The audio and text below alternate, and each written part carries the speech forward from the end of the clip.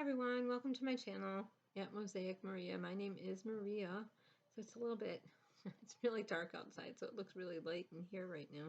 So I'm just going to quick play with the lighting.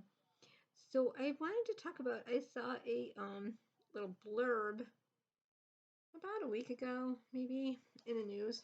Probably, I don't know if it came out through People or where I saw it first, People magazine, or one of the Bing videos. It was on my newsreel somewhere. It could have been the AP. That Richard Simmons, there was a movie coming out, a biopic, and Pauly Shore was playing Richard Simmons. And Richard Simmons has a Facebook page, and he does update people there, but he rarely makes any statements or talks about anything really too much other than wishing people well and saying hello and Happy New Year, that kind of thing, and happy, hope you're all doing well. I hope you're all treating yourself well. Um, eating good, staying fit, but most of all, loving yourself and being kind to others. He's always just doing really beautiful posts, just like the wonderful motivation that he always did in fitness and health and wellness. And just, I always found that Richard Simmons was my personal um, motivational guru kind of definitely vibe. He was the kind of person that I enjoyed uh, sweating to the oldies with, dancing my pants off with, moving and grooving with, and I loved that he really taught self-acceptance wherever you were, and do not body shame yourself, and do not run the tapes and be down on yourself. And so he always got that emotional element of food and eating and what we look like and our clothes and how we move and how it can even be uncomfortable to um, dance and be in a crowd and dance. And I always just felt like he was a really ahead of his time, or ahead, just forerunner in so many things. Before Noom, there was Richard Simmons' Deal a Meal, which Deal a Meal was a lot like Noom. It was a little deck of cards with um, your food groups on it in different colors. And like, can't remember now. When you're done with your cards for the day, you're done eating, and you always made sure you had a carb, a, a lean protein, a good fat, a snack, a vegetable, some kind of seeds and nuts, something. Just he mixed it up. It was like deal a meal. You had a deck of cards that was, it's just like Noom. It's the exact same thing. I always thought Noom ripped off Richard Simmons. Also, Richard Simmons in his eating plans had the same thing Skinny Switch has, which is a few days you eat light, like 4 days you eat light, and a couple days you eat what you want. Go ahead, have the donut, have the pizza, have the pasta, have the lasagna, whatever, and then get back on again and switch it up. He understood metabolic confusion. He understood exercise, hit and burst, and resting in between. He understood all that way before all these V shred, skinny switch, coffee loop, all these crazy things came out. Richard Simmons was already doing it. And so I always just really loved Richard Simmons and still do. And so he came out and he made a statement that he did not give permission to anyone to make a biopic on his life or to depict him in any way, tell his story in any way. Just nobody asked permission. He didn't give permission. And he just lives a quiet life trying to spread peace and joy and live his life quietly. And he doesn't even have a publicist or a manager, although he did on his Facebook page go ahead and tell people who his manager and publicist were, but that he's retired now. And if you wanted a good publicist or manager, these were two good people that he trusted with his life. And yet this picture is of, I think it's with the Lewis brothers. It was released today, the short film and also the trailer of Richard Simmons. Pauly Shore does a great job of depicting Richard Simmons, but it seems to be from the small short clip that's out there on YouTube, and I will link to it. It seems to be depicting him in a way that is like possibly like there's like this weird eerie kind of like almost like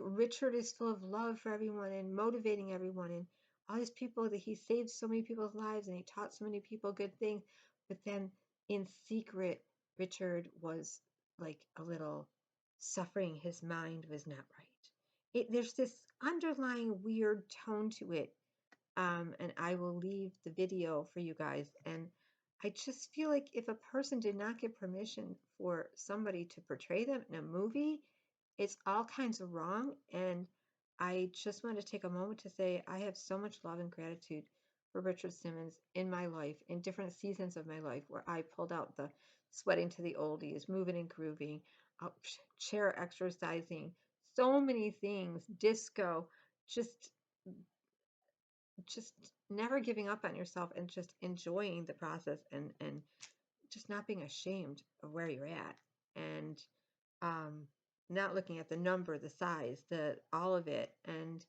he just, again, just to reiterate, he was the first person out there in fitness and wellness that was a real coach and understood there was an emotional element to food that we could not deny, that that was a problem, and for a lot of people started really young and was a basic need. And so he recognized that, and uh, others didn't. And I just feel like he really got ripped off by so many diet guru coaches because Richard Simmons was doing it first and he was doing it well.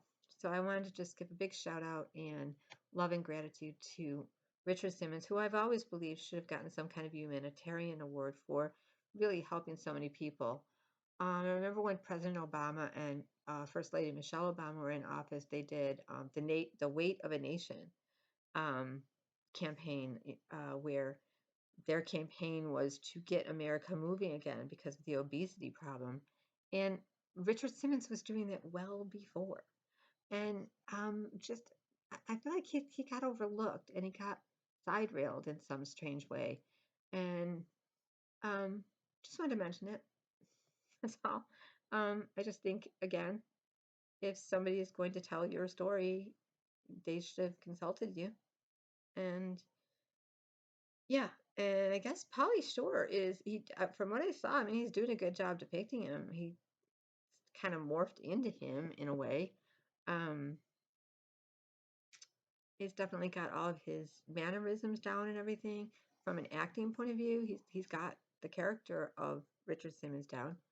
Um, but I don't like the tone of where it's going with the trailers and things, and it's hard to tell with a little trailer or a short film. But I guess it was released at Sundance and did well. And I just can't imagine how a film gets out without anybody consulting the person that they're depicting in their story they're telling. I just don't. I don't understand that. So, yeah, somebody explain that to me. And what else? What else? What else? MAYTE GARCIA, Prince Rogers Nelson's first wife, was on Funktopia, and many people in the Prince fam might know that her book, The Most Beautiful, came out not too long after Prince was murdered and died. I will never believe it was an accidental overdose. I believe he was murdered because it's impossible to take an accidental overdose of the amount of medication that killed him. Impossible. And um, there was a surprise guest on Funktopia, and it's out there on YouTube, and it was Kirk Johnson. And basically, MAYTE was there to talk about Love for One Another, which is um, the nonprofit charity organization that Prince and her decided to make after their son, Amir, passed away. And um, they had to change the name of it. And the reason they had to change it was because Manuela Testolini had the copyright to the name. When Prince and her got divorced, Manuela had the rights, I believe, to the name because she helped form the profit for Maite and Prince.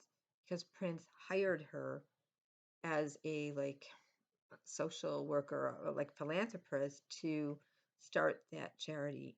So I listened to the interview. It was very interesting, and they were just saying they were rolling with the name change. It was, it was hard, but no hard feelings. Everything was fine, and they just wanted everybody to understand the movie that was coming out is Maite's story. It is not Prince's story, but people were asking, well, who's going to play Prince? Would Prince have wanted this part of his life told? Can you even do that? And I